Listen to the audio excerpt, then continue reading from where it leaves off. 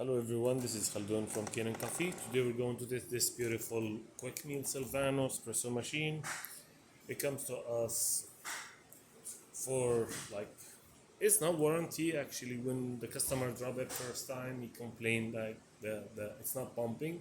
But when I tested and I tested all the components, was pumping and fine, and I kept it on my bench, tested it over and over, and like was looks fine. So I just called him, told him your machine is okay.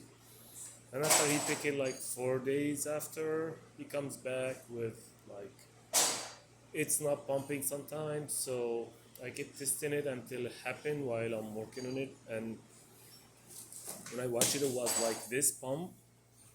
Everything was fine. The switch, the solenoids, everything okay. So I noticed this pump sometimes, like I hear like it's giving sound but not pumping.